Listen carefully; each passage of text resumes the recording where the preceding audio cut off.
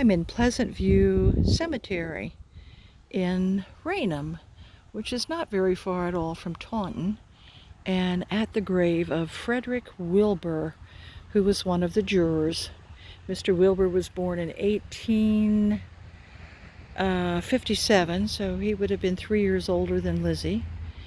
And he was a nail, worked in a nail factory, and he was a carpenter. It's a nice stone here with the ivy. Looks like granite. He had 6 children.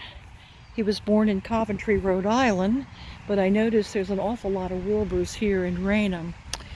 His wife was Elvira Caswell, and she lived almost a decade after he died in 1928. That was the year after Lizzie died. And these are some of his children here. One notably is Louis.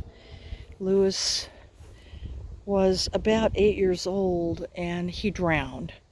And I found his obituary. Very sad.